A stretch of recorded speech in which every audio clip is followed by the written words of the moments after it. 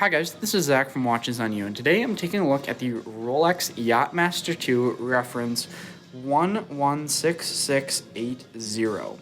So this is a fairly new model actually when you take I'd say they kind of did a facelift of it recently, so it's not a new model really. They did a facelift of it in the past few years where they adjusted the hands of this and the indexes. Before I go into that though, I'd like to mention this watch was provided to us by Wixon Jewelers for the purpose of this review. I'll be leaving a link in the description to their website where you can inquire about purchasing this or any of the other watches in their collection.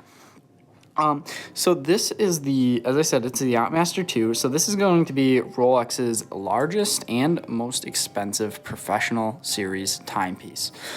So it's got a very interesting complication as a regatta chronograph, where it's actually a countdown chronograph instead of a count up chronograph like you typically think of them.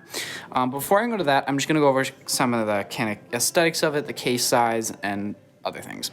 So the case of this watch is going to be 44 millimeters, it's going to be a larger size. This is really the largest Rolex that they make. And so you're definitely going to need a larger wrist when it comes to this timepiece. It's also going to be fairly thick, definitely still wearable, but a little bit thicker than some of the other models.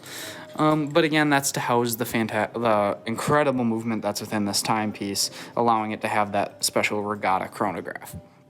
But now let's go to the dial. And so now I'm going to actually go over the differences between this and the previous model, if you are familiar with that.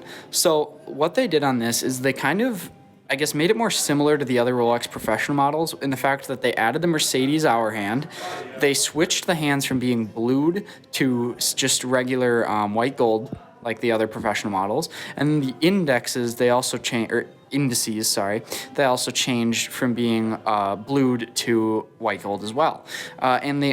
So at 12 o'clock, they changed the index now from a square blued index to a triangle.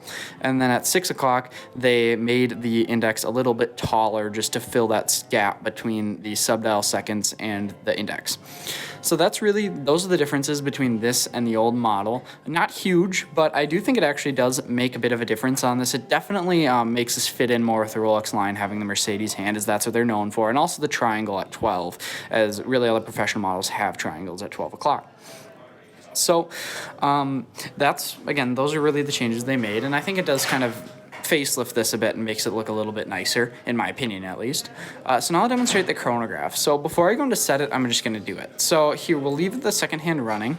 So you just actuate with the upper pusher, and it will go like a normal chronograph. The only difference is when it's going, it's actually this hand right here that looks like a mini GMT hand is actually going to be moving to the right to count down. So these are the amount of minutes you can set it to.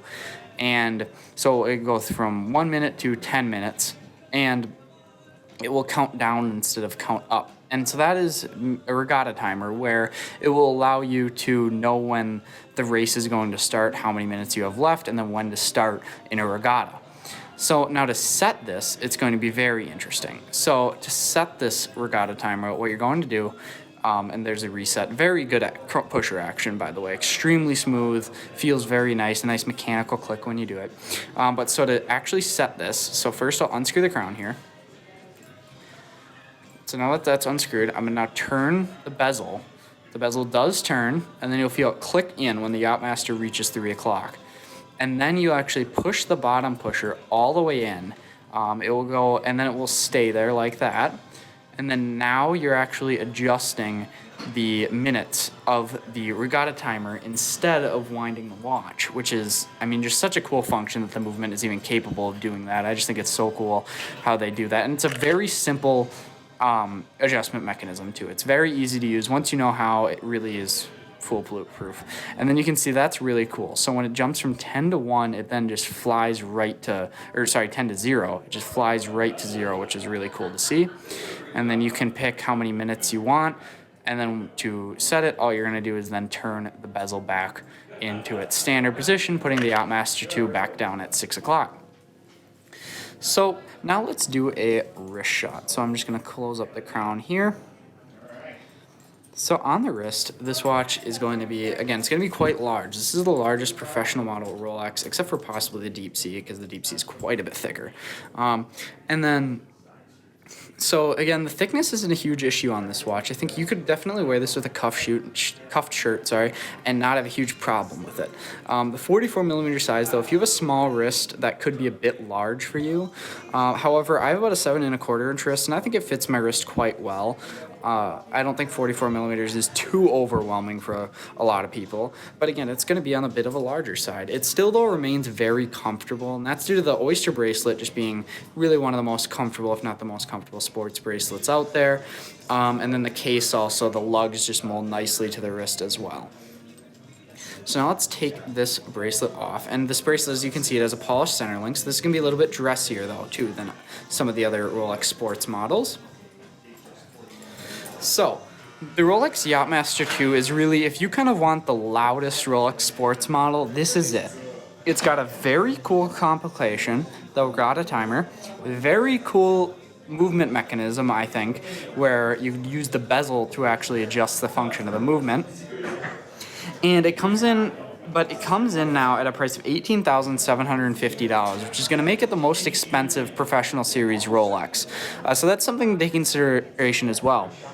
However, when judging how specialized I would say this complication is, and the fact that you can actually get this watch in dealers will generally be able to find one of these in stock at a dealer compared to really every other professional Rolex model.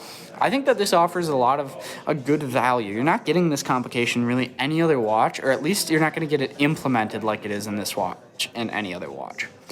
So again, I'll be leaving a link in the description to Wixon's website if you would like to inquire about purchasing this or any of their other watches. Thank you guys for watching. Remember to like, subscribe, and share. Thanks.